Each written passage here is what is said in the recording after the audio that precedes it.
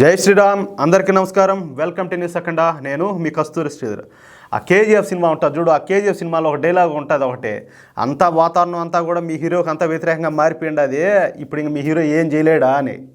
ఇదంతా నేను ఎందుకు చెప్తున్నానంటే, చాలామంది కామెంట్లో పెడతారు అమిత్ షా ఏం వచ్చాడు, మోడీ ఏం వచ్చాడని. దానికి సంబంధించి అదిరిపోయే వార్తతో నేను మళ్ళీ మీ ముందుకు వచ్చిన. చూడండి ఎట్లుంటుంది న్యూస్.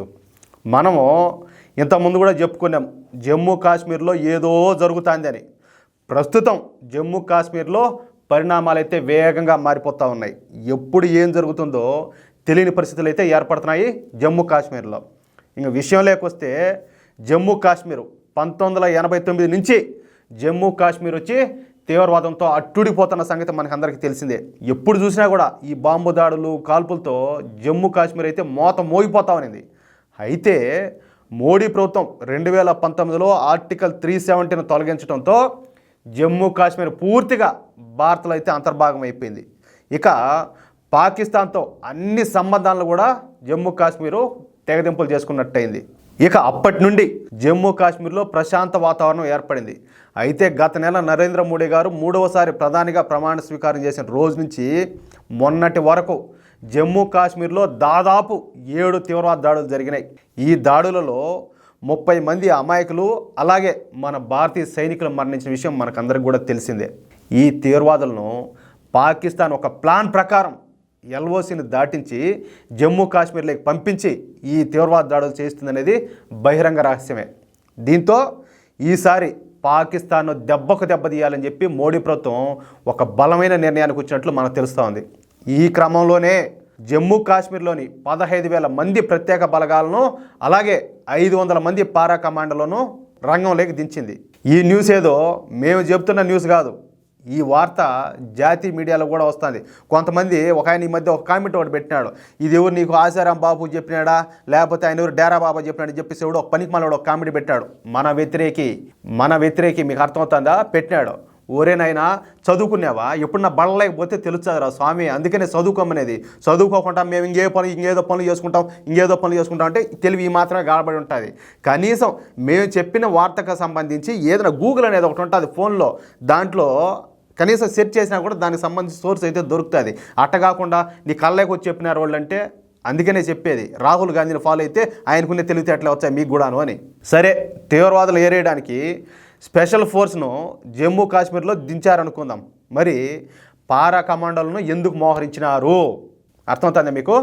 మొన్న ఈ గడ్చిరోలిలో నక్సలైట్ ఆపరేషన్ నిర్వహించడానికి 200 మంది కోబ్రా కమాండోలను భారత ప్రభుత్వం డిప్లాయ్ చేసి ఆ ఆపరేషన్ విజయవంతంగా ముగించింది. ఈ విషయం గత వీడియోలో కూడా మనం చెప్పుకున్నాం. అలాగే ఇప్పుడు పాక్ ఆక్రమిత కాశ్మీర్లో కూడా ఈ పారా కమాండోలతో స్పెషల్ ఆపరేషన్ నిర్వహించే అవకాశాలు మనకు స్పష్టంగా కనపడతా ఉన్నాయి. వీళ్ళని ఆకాశ మార్గం ద్వారా ఈ పిఓకేలోకి దింపి తీవ్రవాదుల లాంచ్ ప్యాడ్లపై దాడులు చేసే అవకాశం ఉందని చెప్పేసి విశ్లేషకులు అయితే భావిస్తూ ఉన్నారు. కానీ నరేంద్ర మోడీ మెదడులో ఎలాంటి ఆలోచన ఉందో అర్థం కూడా కావడంలే. అది మనకే కాదు కదా, శత్రువులు కూడా అర్థం కాక ఏదో చేయబోతున్నాడు అంటే అదేదో చెప్తారు చూడండి, అది సునామీ రాకముందు, తుఫాన్ రాకముందు ప్రశాంతంగా ఉంటుంది అన్నట్టు. ఆ విధంగా ఆయన మౌనం అయితే ఎంతోమందిని భయపెడుతుంది. నరేంద్ర మోడీ ఏంది ఈ మాదిరి జరుగుతూ అంటే సైలెంట్గా ఉండడం ఏందనేది. కానీ నరేంద్ర మోడీ మెదడులో ఏముందో అర్థం కావట్లే. కానీ ఆయన ఒక్కసారి పంజాబ్ నాకు తెలిసి ఈ పాటికి ప్రణాళిక అయితే అంతా రచించేసి ఉంటారు. ఆయన కావచ్చు, అమిత్ షా గారు కావచ్చు, లేకపోతే అజిత్ దోవల్ గారు కావచ్చు, ఈ పాటికి అంతా ప్లాన్ కూడా అంతా పక్కా రెడీ అయిపోయి ఉంటుంది. కానీ వాళ్ళు విసిరే పులి పంజాబ్ దెబ్బకి పాకిస్తాన్ అయితే గజ వణకాల్సిందే. దీంట్లో మాత్రం అనుమానమేలే. అందుకే భారత్ ఏదో చేయబోతుందన్న భయంతో పాకిస్తాన్ ఎల్ఓసి పొడవున పెద్ద ఎత్తునైతే సైన్యాన్ని మోహరించింది. ముఖ్యంగా తీవ్రవాదుల లాంచ్ ప్యాడ్లు ఎక్కువగా ఉన్న ఈ రాజౌరి, కైరానా సెక్టార్ల వద్ద పెద్ద ఎత్తున పాకిస్తాన్ ఆర్మీ నిఘాను పెంచింది. అర్థమవుతుందా? కారుతాంది ఆడ డ్రాపులుగా ఫ్యాంట్లో. ఎల్ఓసి పొడవున కూడా ఈ పాకిస్తాన్ అయితే హై అలర్ట్ ప్రకటించింది. అయితే ఏది ఏమైనప్పటికీ భారత్ మాత్రం ఈసారి పాకిస్తాన్పై ఏదో ఒక రూపంలో దెబ్బ కొడుతుందన్నది మాత్రం కాదనలేని సత్యం. దీంట్లో డౌటే లేదు. కానీ ఆ శుభదినం కోసమే మనం వెయిట్ చేస్తూ ఉన్నాం. ఆ శుభవార్త కోసం. అది వచ్చిన రోజు ఎంత సంతోషం అంటే ఇంకా పట్టరాని సంతోషం అన్నమాట. దాంట్లో అయితే అనుమానమేలే. ఈ వీడియోపై మీ యొక్క అమూల్యమైన అభిప్రాయాలను ప్రతి ఒక్కరు కూడా దయచేసి జాతీయవాదులందరూ భారతదేశాన్ని ప్రేమించే ప్రతి భారతీయుడు కూడా మీ అభిప్రాయాలను కామెంట్ రూపంలో తెలియజేయండి. ఏమి పెట్టాలని తెలియకపోతే జై హింద్ అని పెట్టండి.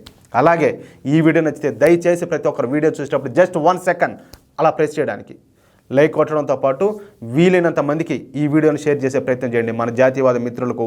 అలాగే వివిధ చాలా గ్రూపులు ఉన్నాయి, వాట్సాప్ గ్రూపులు ఉన్నాయి, ఫేస్బుక్ గ్రూపులు ఉన్నాయి, ఒకటి కాదు చాలా ఉన్నాయి.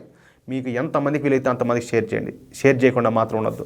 మీ వల్ల ఒక్కరిలో మార్పు వచ్చినా కూడా అది దేశానికి మంచి జరిగినట్లే, ఇది మాత్రం మర్చిపోవద్దు. అలాగే ఇంతవరకు ఎవరైనా ఈ వీడియో చూస్తున్నటువంటి మిత్రులు ఎవరైనా మన ఛానల్ సబ్స్క్రైబ్ చేసుకోకపోతే దయచేసి ప్రతి ఒక్కరు కూడా మన ఛానల్ సబ్స్క్రైబ్ చేసుకోండి. జై శ్రీరామ్.